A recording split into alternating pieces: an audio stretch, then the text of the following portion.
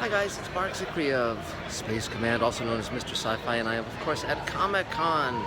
So I just wanted to give a report on what's been going on. It's been pretty amazing.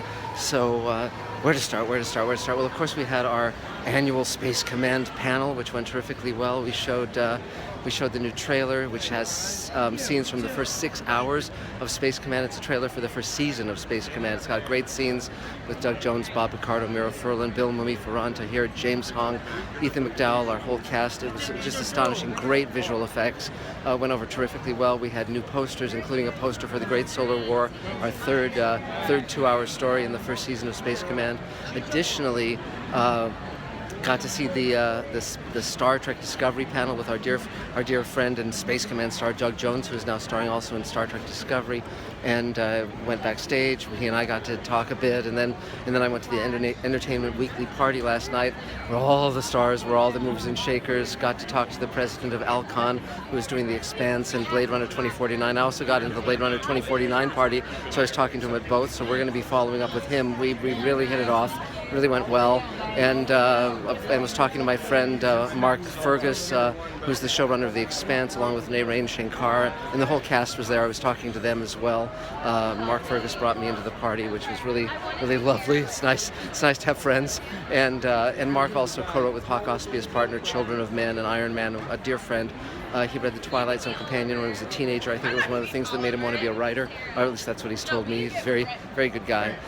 So basically, another thing that's been going on here at Comic-Con is a number of our investors in Space Command have flown in for Comic-Con. We got them into Comic-Con for our panel and for the whole weekend, and I've been meeting with them, having breakfasts and lunches, and I took a bunch of them to dinner, gave them Space Command jackets, crew jackets, which was really fun, really fun, and just sat down and said, okay, let me tell you where it's going, what we're doing. We're going to be going into Netflix, Amazon, Hulu, etc. I actually was at a lunch and talked to the person at the next table, and she was an executive with Amazon, and I showed her the Space Command postcard, and she said, well, what are you doing with this? And I said, well, we're going to go to Netflix and Hulu, and she said, well, Amazon, bring it to Amazon, and she said, I'll make sure you get to the right people. She said, follow up with me after Comic-Con, please. And Netflix, I've been talking to their executives, and they emailed me, we'll be thrilled to meet with you when you're ready. So I'm going to be ready in the next few weeks to go into those guys. So it's just getting all the terrific visuals delivered for what we've been working on. We've been working on finishing the first 35 minutes to have an astonishing pilot presentation with all the visual effects, because you don't want to show them a rough cut because they won't be able to extrapolate. You want to show them what it's really going to do in its full measure of kick-assery. And but it was fun to see the Star Trek Discovery team, because there's a lot of questions about whether Star Trek Discovery will be good or not, and the writers are certainly devoted and knowledgeable and talented, and the staff, the cast, it looks very good. There's some things I'm curious about, and I have some concerns about. I'm going to do a Mr. Sci-Fi video soon called Klingons Are Boring, because I was thinking about Klingons. It's interesting because I interviewed George Takei for the new Twilight Zone Companion about a week ago, talking about both his memories of Rod and working on the Twilight Zone, but also the social and political activism that he continues in the tradition of Rod Serling. A hopeful vision of the future, exactly what we're doing with Space Command. But it's funny because I was thinking about when we did World Enough in Time, which you can watch on my website, the Star Trek episode with George Takei that was nominated for the Hugo and Nebula. You can go to marczickery.com and watch the whole thing. When we did that, Michael Reeves and Winston Engel and I worked up an entire Captain Sulu series Bible and 2-hour pilot for the 2-hour outline for the pilot, and it was a very interesting piece, and it involved a number of characters who would have been quite wonderful. One of them was a Klingon science officer on the ship, on the Excelsior, and that would have been really fun, because my idea was that the Klingons we'd seen were the warrior caste, but there were other castes that were nothing like the Klingons as you think of them. There was a science caste that was very different, not belligerent, very intellectual. It would have been fun. We also would have had in Star Trek 3, in the original script, when Spock goes through Pon Farr and Saavik kind of eases him through that. In the original script and also in the novelization, she leaves for Vulcan because she's pregnant with his son. So in the Captain Sulu series, which takes place about 20 years after that, we posited that that Spock's son would be grown and extremely rebellious. He'd be sort of like James Dean as a Vulcan, and and the idea was that Saavik asks Captain Sulu as a personal favor to let her son be on the crew of the Excelsior to kind of, tame him down, kind of get him to stop being so rebellious, and so that would have been a wonderful character.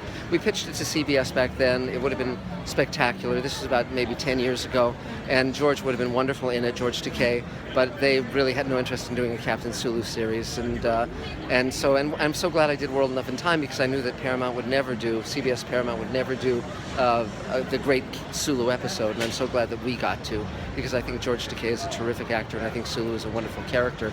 But I'll do my video soon about why Klingons are boring, and no slam against war for any of that. We'll get into it.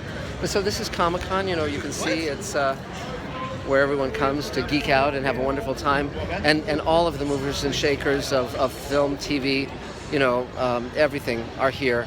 And most of the big movers and shakers don't even come on the convention floor for the most part.